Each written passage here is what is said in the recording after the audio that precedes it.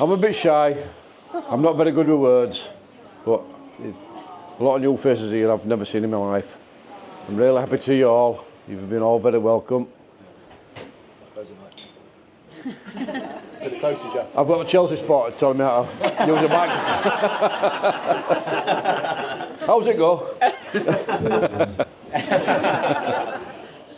No. I'm overwhelmed. I am really overwhelmed. My daughter's beautiful. Jake's beautiful. Gorgeous fella. Chimmy. What's your name? I was joking then, I was joking. All right, Phil.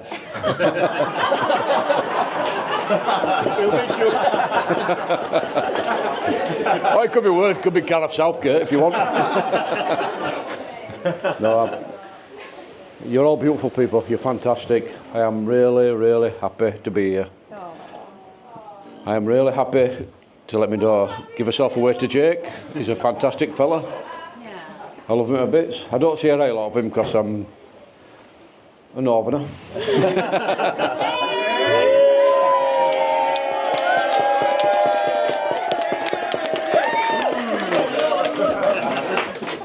All northerners stand up. Whoa!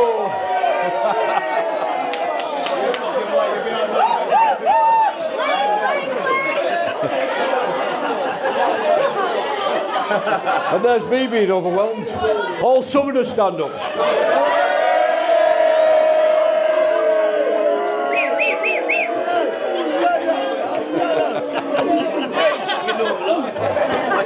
Fantastic fellas, fantastic. Girls and boys, ladies and gentlemen, everybody, I love you to bits. We've had a fantastic celebration. Let's carry it on. All be happy. Carry on with life and be happy.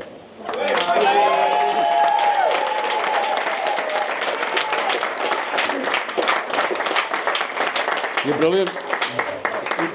Thank you very much. That's I can't. Anybody sat near this young lady coming past here now? She's my mum.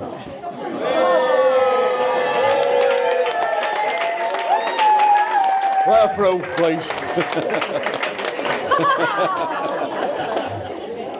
Right. Drink up, be happy.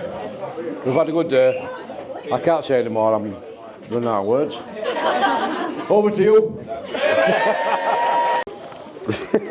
Rob, I was joking.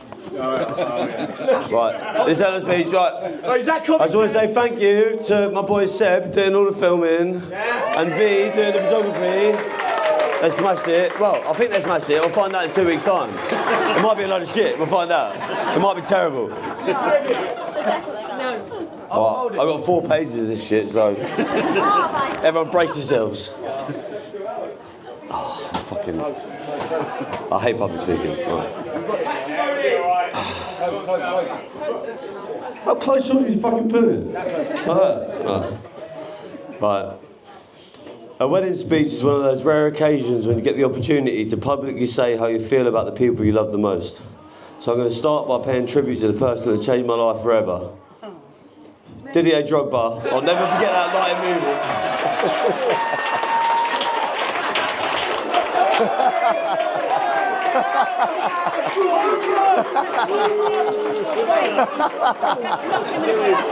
I had to do it. I couldn't help myself.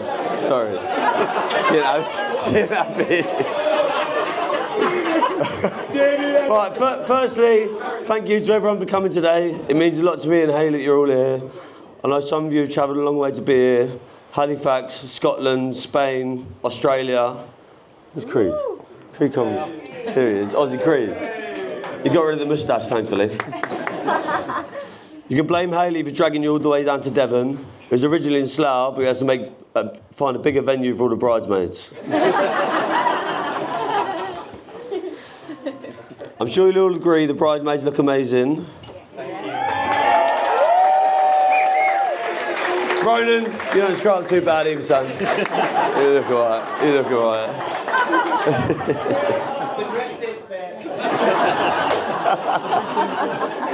Thank you for keeping Hayley sane over the last few months. It was touch and go at times, we just about made it. I'm a lucky man to marry a woman like Hayley today, who looks beautiful today. I doubled today. I weren't in the speech, I doubled today. And it's brought me to tears once already, twice already, so I'll try to make it through this without any more tears. Please. Pretty sure I won't. Alongside the bridesmaids, we've got my substantially smaller crew of groomsmen. Richard, Ross, and my two best men, Jordan and Mace.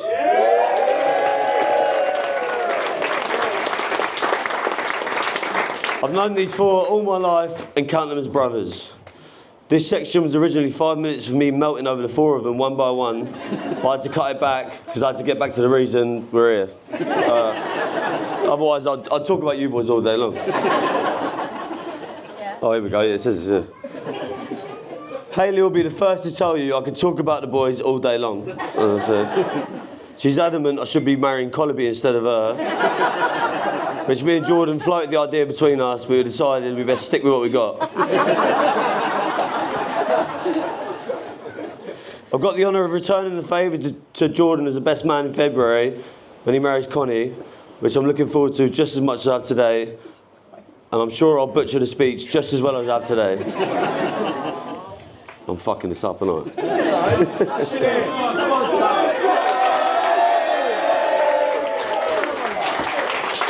Hopefully I'll be able to do the same for Mason once he finally admits and tells Liv how much he really feels about her. Gets down on his fucking knee. God's sake. Mason, stop fucking about me, huh? Fuck's sake. Shit, where am I? I'm freestyling. Shit, where am I? Oh, here we go. Bisha and Ross are as close to retirement as they are wedding bells. But both informed me they're both looking for love tonight, so if there's any single ladies out there, they're ready for an away day bunk up. Anyone? Going once, going twice.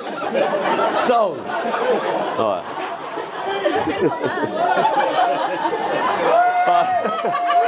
Hey! Let's go! Right, it's probably a good time to say thank you to Colby for sorting out the stag of the century in Ibiza, and thank you to all the boys that came out there. Everybody had blind over the weekend, and I'll say no more.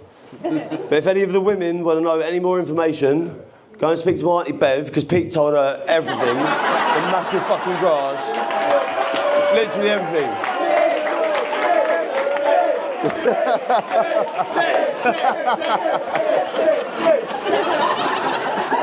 Right, back to the reason we're here, my new wife.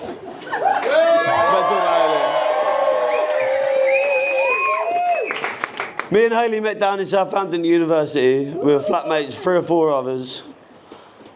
I've never believed in love at first sight, mainly because I don't base my life around Disney characters like my best man over there. But if there was ever a case for it, this was probably it.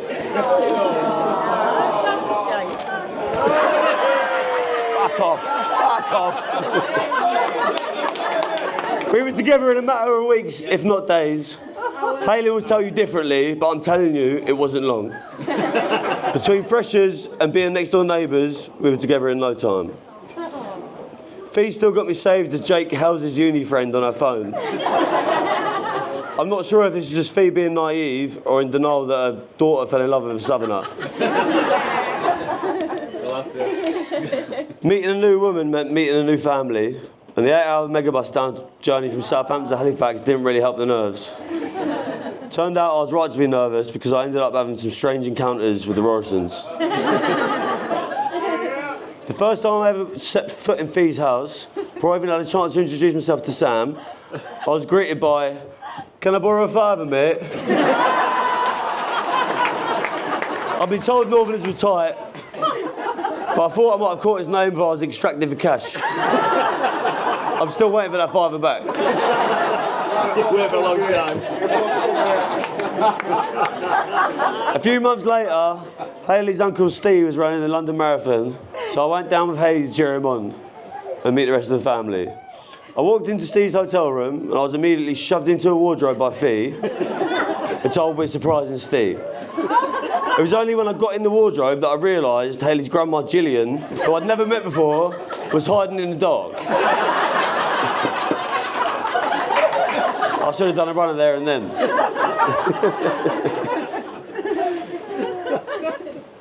12 years later, and after endless hints from all of Hayley's friends, along with every woman in Hayley's life, especially Meg. Where are you, Meg? She told me she had her wedding hat ready the first time I ever met her. I met you for 5 minutes, you told me you had your wedding hat ready. No, you're not wearing a hat, you're wearing a fucking hairband. Fuck's sake, the irony. Fuck's sake. That's the only reason I proposed. Fuck's sake. Right, where was I? Oh yeah, I think I'd better pop the question. Yeah. Anyone that's proposed knows the most nerve-wracking part is asking the father of the bride's permission. I knew I was going to propose to Hayley whilst I was away in Mexico. I've been to the shop with Colby, bought the ring. I just had to speak to Ian before I went. I've lost my fucking trail now. After staring at my phone for about an hour outside the barber's, I finally grew a pair and made the call.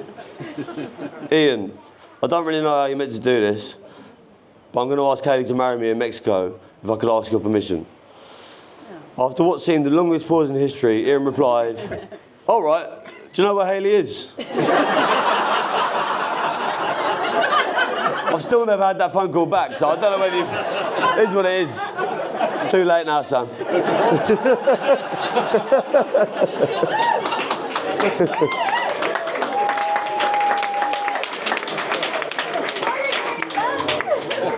Gareth's response was very different. Hayley was snorkelling down the beach, oblivious to the world, as normal. So I took my chance and went and hid in the trees to call Gareth and pop the question, which resulted in 2 grown men trying to hold back tears down the phone. One halfway through a shift at a sausage factory in Ireland, and the other stood crying, peeping from behind a palm tree in Mexico. I get my emotions from Mum if nobody knows. Yeah. That's why I was crying my eyes out earlier. Right, we're halfway there now. It's fucking long speeches. Right.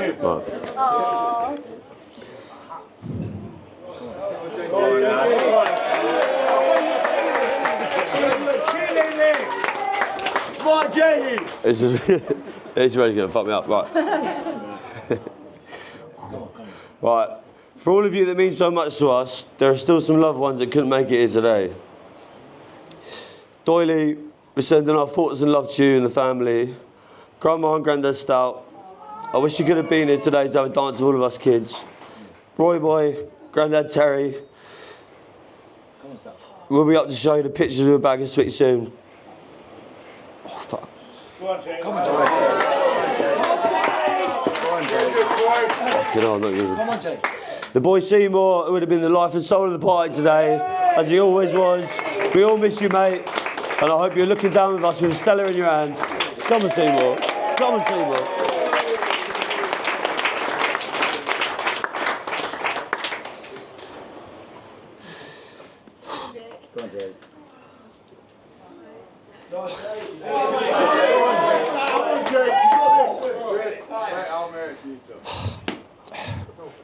You might have noticed me, Dad, Mace and Dan have all got anchors in our tie clips. This isn't just a nod to the seaside setting, it's a tribute to my... Come on, Jay. Come on, Jay. Come on, Jay.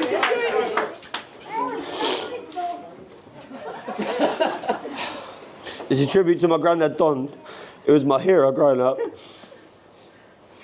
And I'd do anything for him to have been into it. What a prick.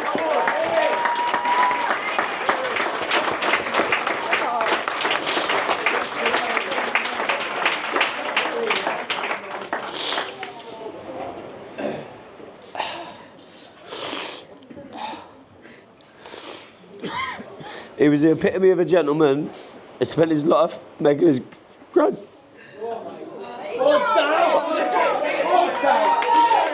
I'm skipping a bit. No.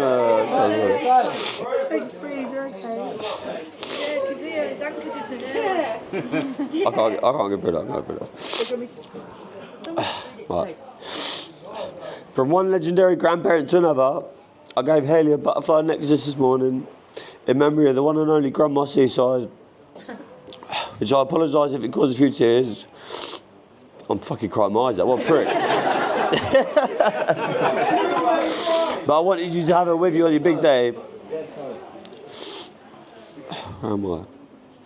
I hope Grandad will be proud of me marrying such an incredible woman as you. Would have been. And I'm certain your grandma and grandpa Tom are proud of everything you do. Fuck me.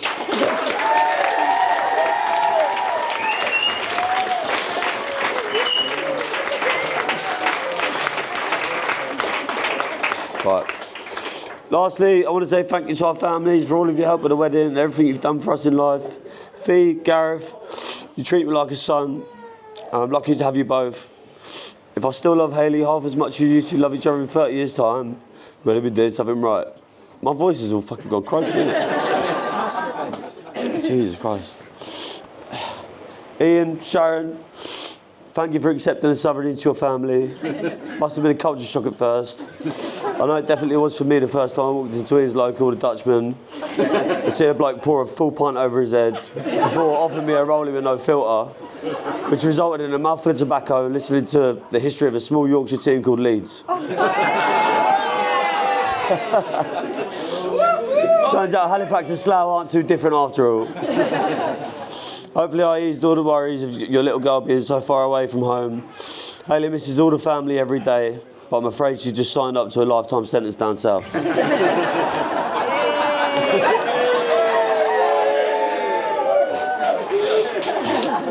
Mum, you're the kindest, most caring person I know that will bend over backwards for your friends and family. Bridezilla's usually mentioned around weddings, but it's been me on the verge of a mental breakdown the last few days. Mum's been checking on me on an hourly basis. I couldn't ask for a better mum. Thank you for everything you do for me and my new wife. Love you, Mum.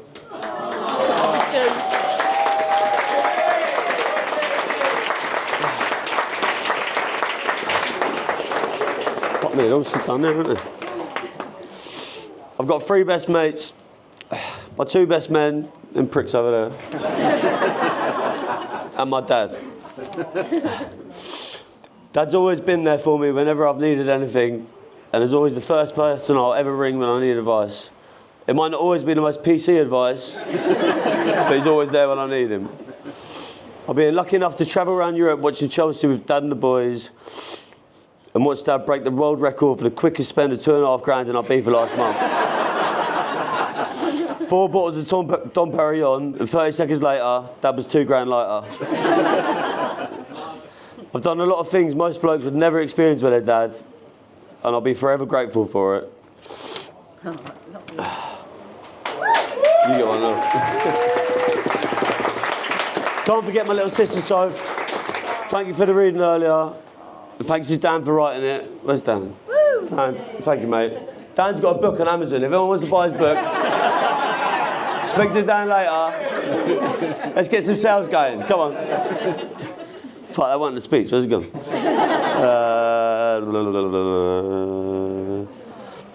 I'm so proud of you, Sophie. Not many people could deal with the things you see on a daily basis. Now, Afsar, stop fucking about and put a ring on her finger.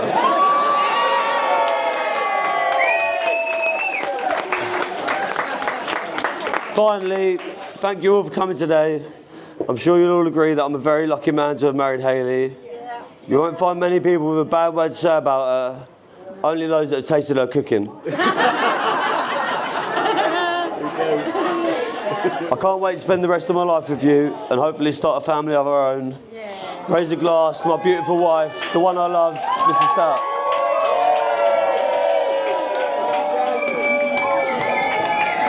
Thank fuck for that. Jesus Christ. Salut.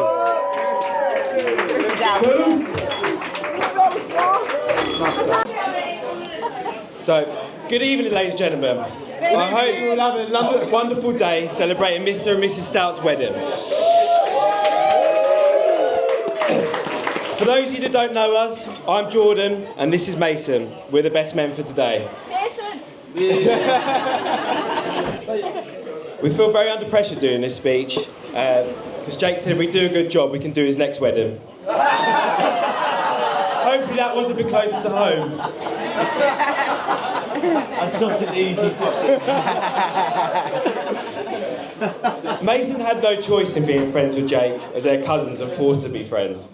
And I'm only friends with Jake because I was originally friends with Mace, and Jake somehow elbowed his way in. I didn't know that.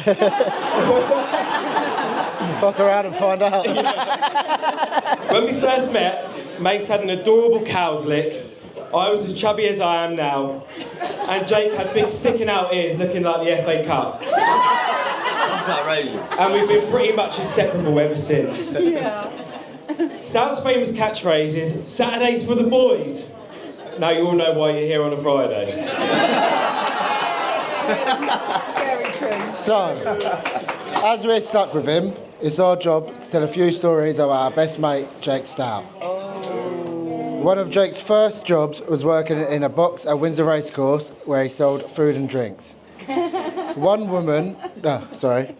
For those who know Jake, he has very, very shaky hands. And one woman in a floral frock found out the hard way when he poured a whole tray of champagne over her head. And she was in a wheelchair. She couldn't even stand up to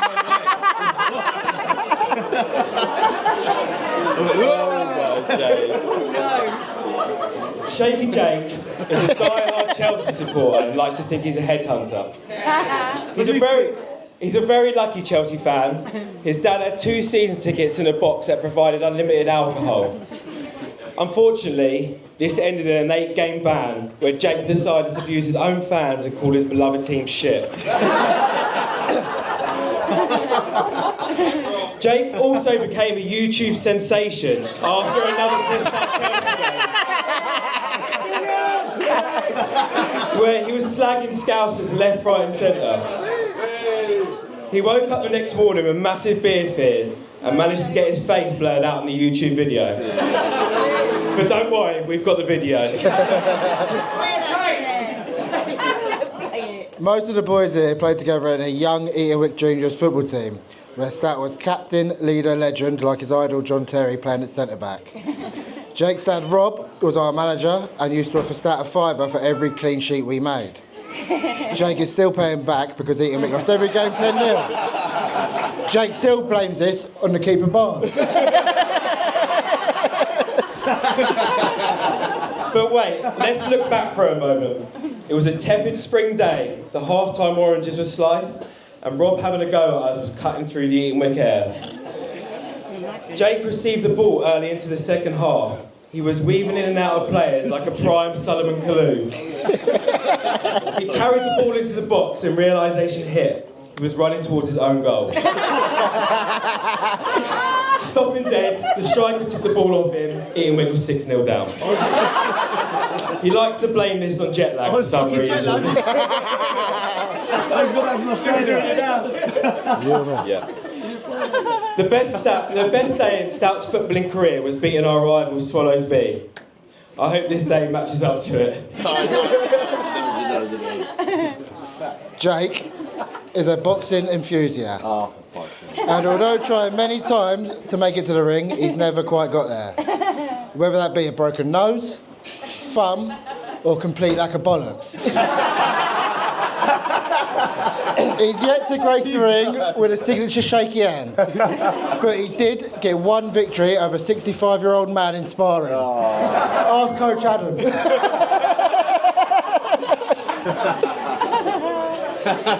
That's Stout's sporting misadventures dealt with. Now let's take a trip across the pond for a moment. After a heavy night of drinking in Vegas, we ended up back in the casino, where Jake thought it would be a good idea to steal $100 off the roulette table. He looked at me, nodding his head, and I looked at him, shaking my head. This ended up with us almost being chucked out of our own hotel. He also likes to blame this on the jet lag.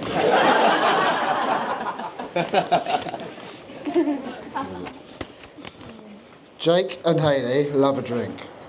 But this doesn't mean everyone loves drinking with them. They're two very different kinds of drunk. You know Jake's had enough when his eyes are glazed over and he's looking at you like a hunch-over pissed Quasimodo. He likes to ask you the same 15 questions in a row and hurl abuse at random people across the bar. This ended one night at uni with him walking home with half his teeth missing. Luckily, he had his mum to remind him to put them in when he went out. I did. Actually, yeah. Hayley, on the other hand, likes to make friends with these people.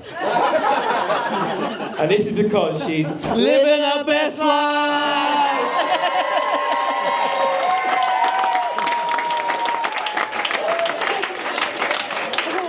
She also does the best, worst Beyonce dancing known to man.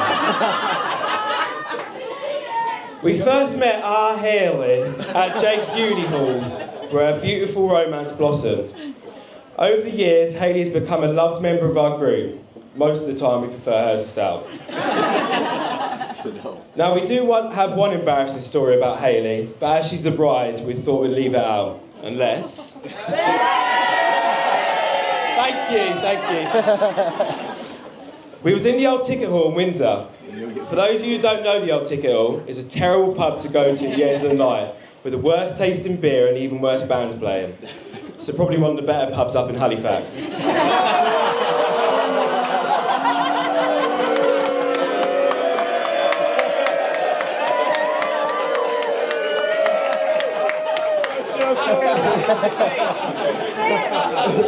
Mason had a pint of water.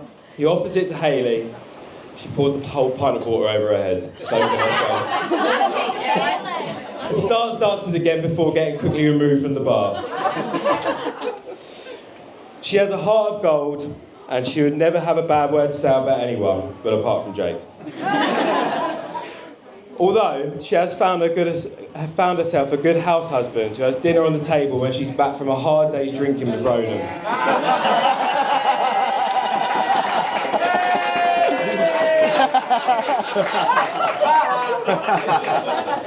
Hayley, we're so glad you came into Jake's life. We love everything about you and you look stunning today. Thank you.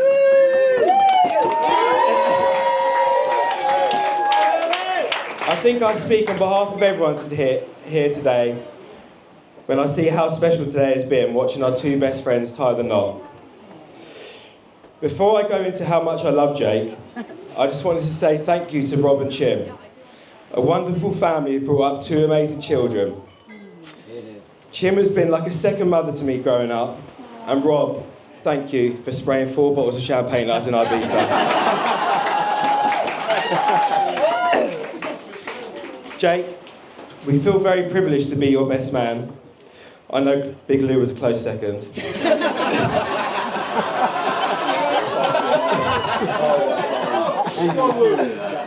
Mason's friend since birth, my friend since age 4. 3 different schools together, many different holidays together. You're everything a best friend should be. You would run through a brick wall for any of your boys.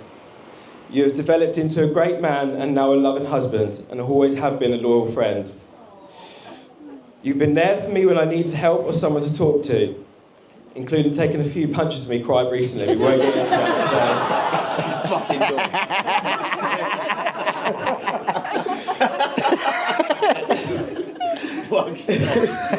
He's been fucking battered. He's beat the shit out of him. Wretched in the toilet. It's an honour to call you our best friend. We wish you and Hayley a lifetime of happiness, and we can't wait to see what the future brings for you both. One last thing from us. Could you please all stand and raise your glasses to the happy couple, Mr. and Mrs. Stout.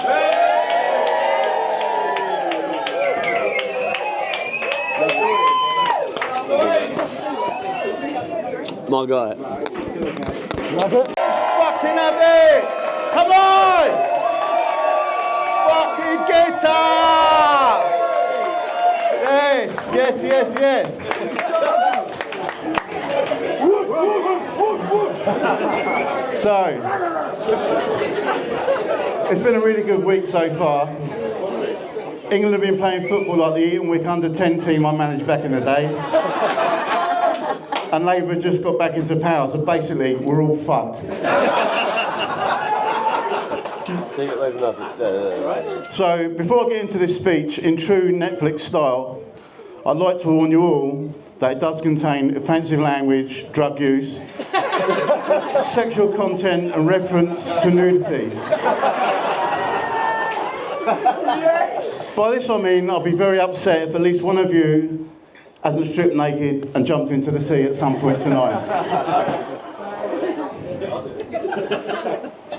But first of all, Chim and I would like to thank you all for making the effort to come down here to celebrate with us today. We really appreciate it, honestly.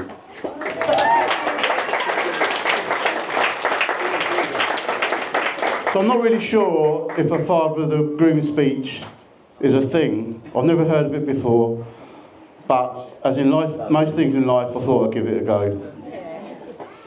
As always, I left everything to the last minute. I was wondering what to say to you all. I said to Chim, I don't really know what to write. She said, just a few lines, you'll be fine. So I went and done them and I feel fucking brilliant now.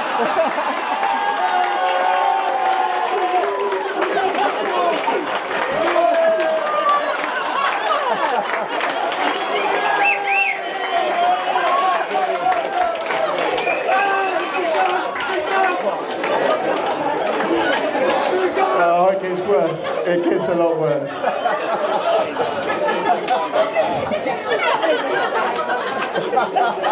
So where do I start with this boy? I guess if I take you all back in time to around May 1992, I was running around with a fucking crappy job, getting on it most weekends with that prick over there. With a lot of my mates, some sadly not with us anymore. I was still wondering what this beautiful woman was doing living with me and how I managed to pull her and keep hold of her. Anyway, she come home from work, told me she was pregnant. To be fair, it wasn't a surprise. She'd been jumping all over me for fucking years.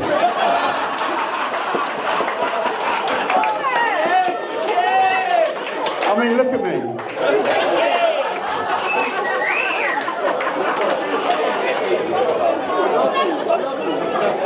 So I've heard, with most people, things change at this point, not for me. Rightly or wrongly, I just carried on as before. Not really fair on Chim, I guess. I do remember, though, people asking me if I wanted a boy or a girl. Obviously, the correct answer is, I don't care as long as it's healthy. Mine was always a boy. It's got to be a boy. It has to be a boy.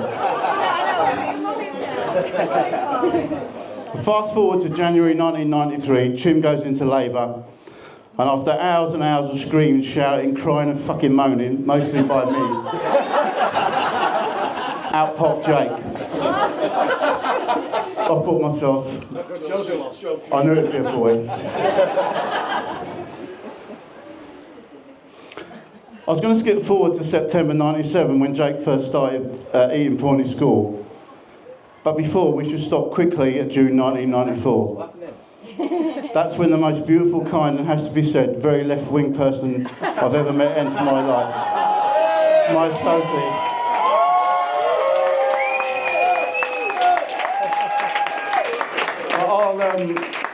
I'll save further thoughts on her till her wedding day. There's fucking loads of this, by the way. So it was at Eton Pawnee School Jake first met up with friends that would be with him forever.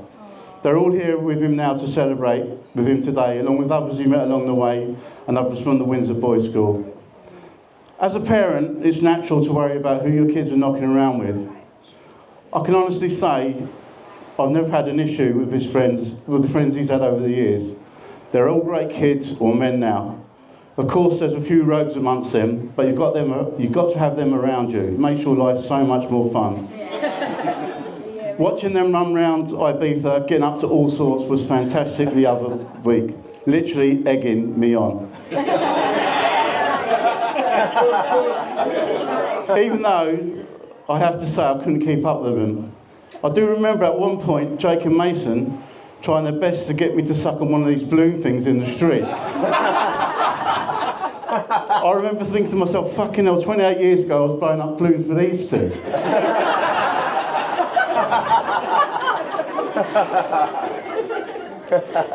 I have to say, sitting in a pub with Jake and his mates, or to be fair, just sat in a pub with Jake's mates, is still, and will always be one of my favourite things to do.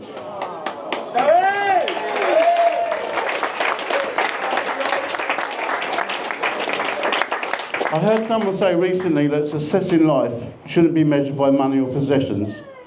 Success is when your kids genuinely want to spend time with you.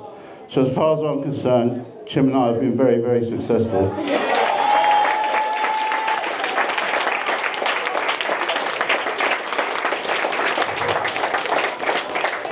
Now, people of my generation aren't like people of today. We don't really tell people how we feel and try to hide emotions as best we can at all times. So obviously I never tell Jake how proud of him I am or how much I love him. I guess it's one of those things men of my age don't do, we just presume they know. But I have to say, he's grown up into the perfect son. He works very hard, he plays very hard, he looks after Hayley, he loves his family, he loves his mates. So to me, he's absolutely fantastic.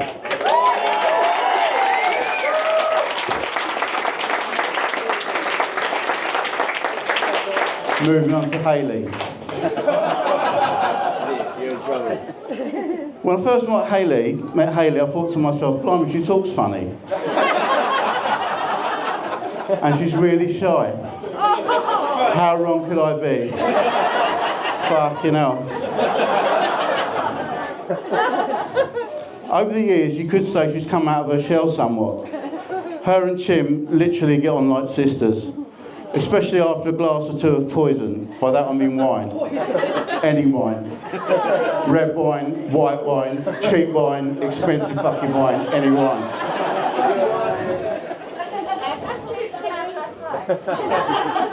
This usually ends up with them both dancing around my kitchen and occasionally coming in to see me minding my own business to tell me I'm a boring wanker.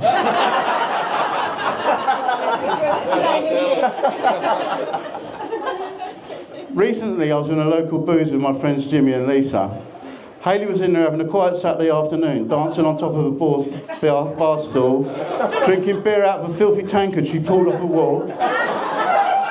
I'm telling her to sit down. She's saying, "Oh, fuck off, will ya?"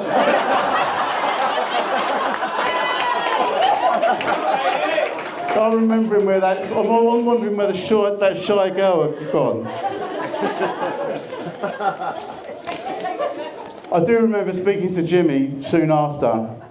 He said to me, "Fucking hell, Jake's bird's a bit lively, isn't she?" Followed by, Lisa thought she was absolutely brilliant. This seems to be the case with everybody Hayley meets. Everybody loves her.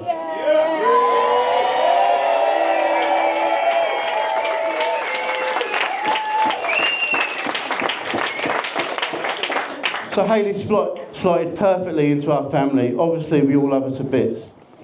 So she's now my daughter-in-law. And to be honest, I'm not a lover of this in-law phrase. So from now on, when I walk into a pub and someone says to me, "Who's the nutter dancing around?"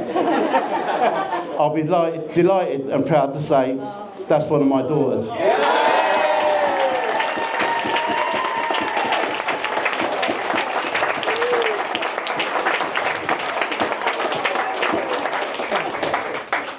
So in closing, I've just one very small favour to ask Jake and Hayley. Tonight, when the music stops and the lights come on and you'll make your way upstairs to bed, please make me a fucking grandchild. And make sure it's a fucking boy!